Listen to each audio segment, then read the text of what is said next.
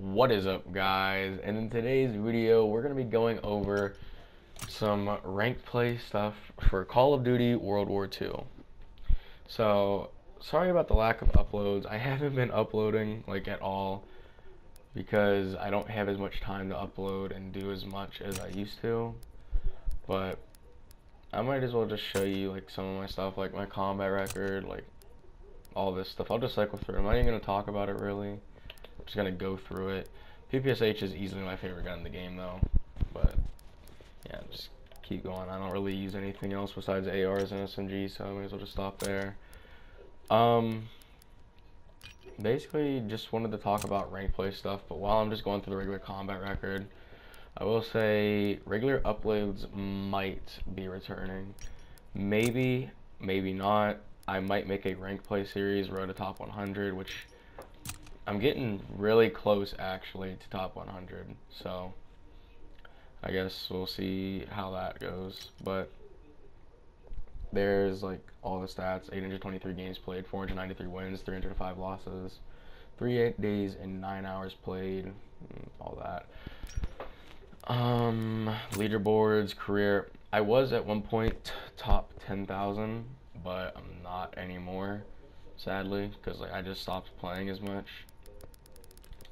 But here's the leaderboards that I really care about right now. So as you guys can see, 216 out of 105,000 people.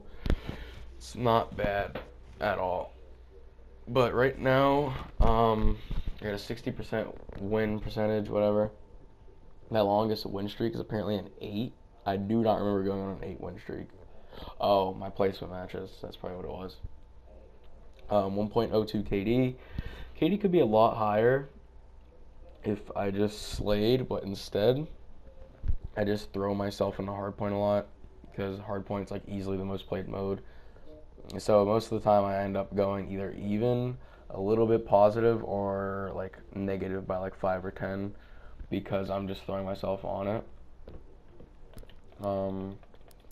Does it show your average time in hardpoint? Because I wonder if that would show. Does it? No. But basically, that's just like a little bit of the rank play stuff. I'm gonna go over some of the rest of the stats, unless that was everything. Yeah. 57 wins, 41 losses, 94 games played. 1,636 kills, 1,606 deaths, 1.02 KDR. We are currently Diamond 2,559. I'm going to try to hit Masters by the end of this week.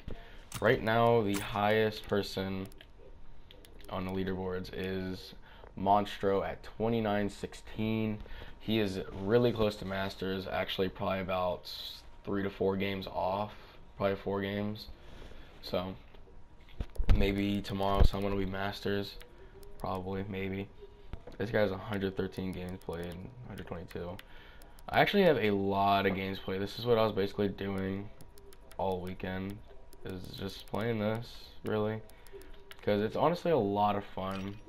Like, it reminds me a lot of Black Ops 2 League play, where it's a lot of fun, but it also pisses me off really easily, so I've just been playing this. This is what I was most excited for about this game, and so far it's fun. I'll say that. There's a few problems with it, but it's fun so far. Guess I'll just go over the score streaks. I have Molotovs, Fighter Pilot, Glide Bomb. Now, if you really wanted to, you could probably exchange the Molotovs for a flamethrower or the artillery barrage, because Molotovs, whenever they update the rule set, they're going to be banned, so it's going to come down to these two whenever they get banned. So we'll go over the classes, I guess. So I have these all named just so I don't have to like look at each individual one. This is my infantry FG42 class. I never really use ARs. I only really use an SMG unless I have to use an AR. But this one's just with infantry, so I get the stock. I have primed on for the 4th attachment, and we got reflex, quick draw, grip, extended mags. Like I said, I never use that class at all. I got the same class, but without quick draw and with hunker. Hunker is essentially flak jacket without using armored, which I don't like using armored because, I mean, it's nice to have, but I don't know. Then we have an FG42 class with airborne, FMJ, and grip.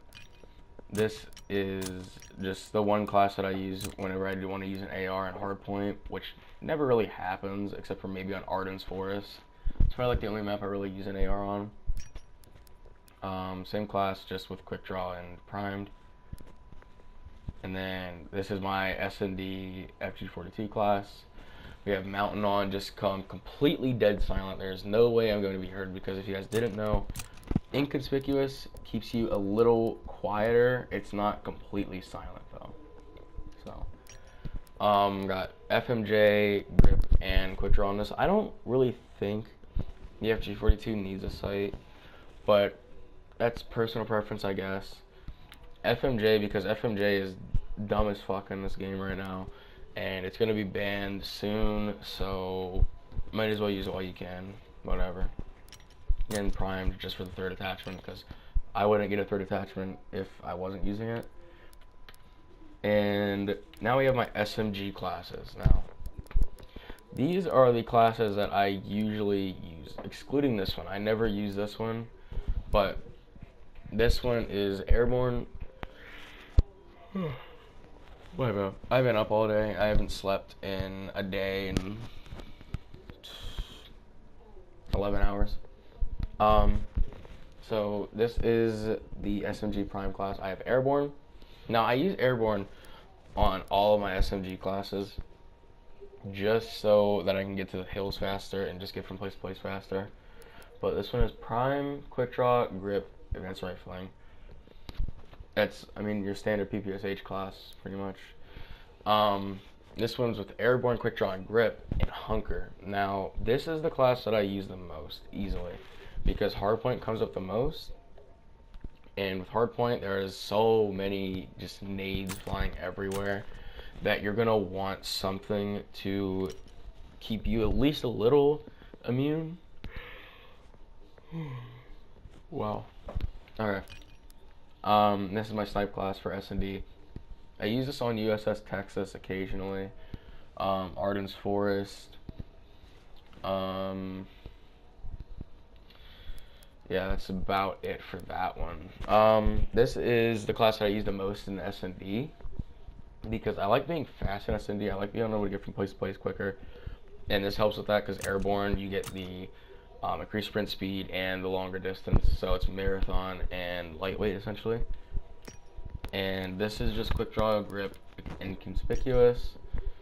Inconspicuous just to keep me a little quieter, but as I said earlier, it doesn't always work. Well, and then this is just if I want to, I guess, just sweat my hardest. I don't know, because this way I get the extra range and I'm completely silent and I have even less flinch, so it's just there, I guess. These are my bar classes. Now, I don't really use these.